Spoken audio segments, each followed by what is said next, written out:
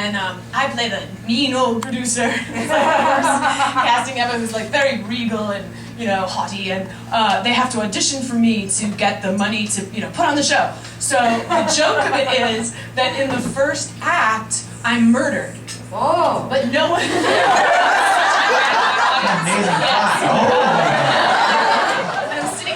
And they knifed me in the back, and you, the audience, know that, but the kids auditioning That's funny. don't know. That's hilarious. So what's really funny about it is that I'm supposed to keep my eyes open while they keep auditioning for me, and this is basically like, I don't know who did this on Broadway, if it was ever on Broadway, but it was, of course, on Broadway, and it must have had, like, I don't know what, like, the audition had to just be this. Because if you can't do that, you can't do it. Audition for the role. Yeah. 5 minutes. Now, contact lenses was somewhat new to me at the time, and my eyes would get so dry. And so I think there was maybe one night out of the week or whatever where I could actually keep my eyes open the whole time while they're like da-da-da-da-da-da. But most of the time, I would have to blink, which would get laughs from the audience. Oh no. Which you're not supposed to get. And it was so awful, it was so humiliating. And the Kalamazoo Gazette said, which was, exactly, the paper where we got our review, and the Kalamazoo Gazette said of my performance that she dies, the character dies in the first act. For her sake, one only wishes she could have died sooner.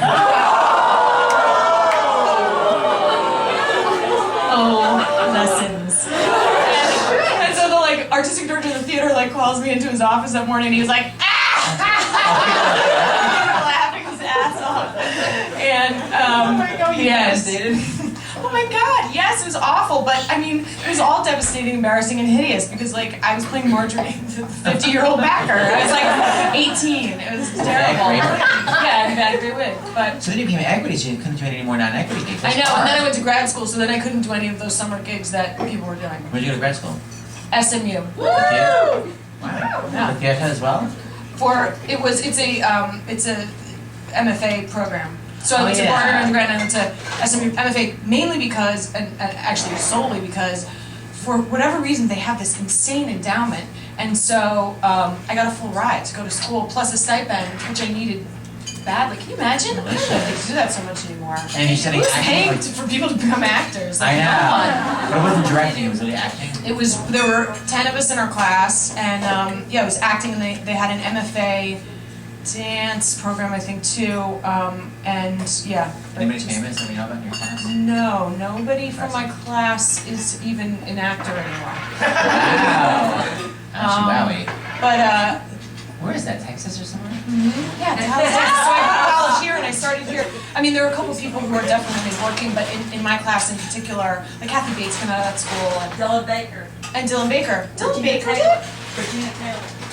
I didn't know either of that. Of either of those. Okay. There with them. Oh, very Really? good.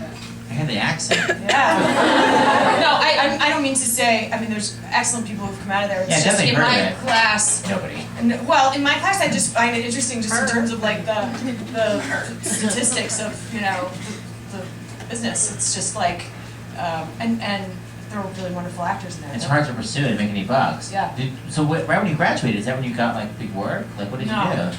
The best thing that happened from that was we did a showcase in New York and LA, and that's how I got my first agent, who was at a little agency called Sames and Rolnick. Oh yeah, of course. Bill Tim. Was Bill Tim's your agent? No, it was a little bit during that time, but Linda Jacobs Kalodner.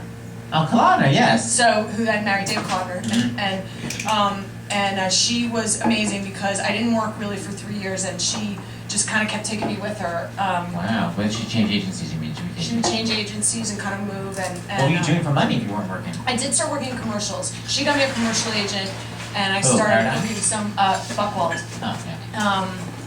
David Elliott at Buckwald, who I frequently had to borrow $20 from, to get home. I mean, it was so gruesome, in the beginning, and that's where, and he was the person who gave me a job, which I've talked about before, but my first paying job in New York, which was as Stryker, the World Cup soccer mascot. What does that mean? Well, you might not recognize me because I had to wear big, I mean, again, This is like humiliation day. Like big, dog suit and big head, and you couldn't stay in there for a long time because you start to go crazy. So that you had to like switch off with somebody else to get in somebody else's like sweaty. You'd sweat and they'd sweat. And, like, that was Costumes? No. And wait, an agent got you this gig? Yeah, because he said, well, I'm sure after the 5th time I borrowed $20 from him, like, he was like, look, it's, it was $1,000 or $500, I don't know what it was, but it was more money than I'd ever seen in a day, for sure. And he's like, it's a terrible job, but you're tall enough for the costume. And I was like, all right. And so, it was just one day, but oh my God. What did you run out and go like this? Yeah, and let me just tell you, if you ever go to Disneyland, you gotta take pity, because people come up and they're like, who's in there? Are you a boy or a girl? Beep, beep, beep. Awful. And then the thing too is like, you just take pictures with people all day, and you inside the head smile at the pictures. Yes. Like after one day, I realized like no one cares. Where are you that you're taking photos? Like, where is this place? It's like a convention, it's like the soccer, World Cup soccer, whatever, businessman's thing at like Mary Marquis didn't exist then, but that kind of thing where like you'd be the greeter, you'd stand up front and like make people feel good about soccer. I mean, that's devastating. Okay, Yeah. so that was like being good. And Yeah. what was your commercial type? Not young mom. Yes, kind of young mom, and I played like 5 brides, my husband loves to do the dishes. He's terrific at it. He always scrapes the plates, and he never ever overloads. Just like real cutesy, And that was Cascade. It kept me going for like 2 years. Really? Yeah. Those are the days when you make a lot of money because it's less in commercials. It's less everywhere in everything now. But yes, you could make money. They didn't do the buyouts. Cable didn't really exist in the same way, and so you'd get like that Class A, thing. Buyout means really like run. they can show it as many times as they want. Like, I did that Maid episode on MTV. I made like $900, and literally someone from Bulgaria recognized me recently. Like it's literally played around the world, and I made $900. They just played over and over. But it's even the same with my series because I know because the WB is. I mean, we don't have to get into this, but there a lot of really things. a It's network, part is of the. Well, it's not really a net. It's considered not really a network in terms of that kind of pay scale. And then when it syndicates to cable, they're like $200 buyout or whatever. They just it's not the same as. So when they repeat it, you don't get crazy amounts of money? No, when they run it like 25 times a day, and people are like, "You must be, whatever." I'm just like, no.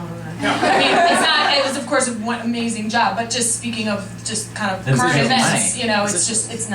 it's just not what it used to be. Because like my Law and Order, I still make good money on that. Yeah. Episode, I still make a ton of money. I mean, not a ton, but like $100 every time it runs. Yeah. But you don't make a gazillion. Oh, that sucks. It's. I mean, everything is fine. I don't mean to I know, but complain. I'm just still. saying it is the scale of things. It's probably it's why the writers have struck and it's Because cable all is- that stuff. Yeah, because it's new media and they're just nobody thought of it. It happened faster than. Because the cable, Contracts. a lot of writers on cable's like non-union. So like the Daily Show writers are like non-union, but they're nominated for Emmys. So it's like, Yeah. wait, you can't have like non-union, but still part of the same. It's all annoying and It's mysterious, weird. and it makes me give the finger. Yeah.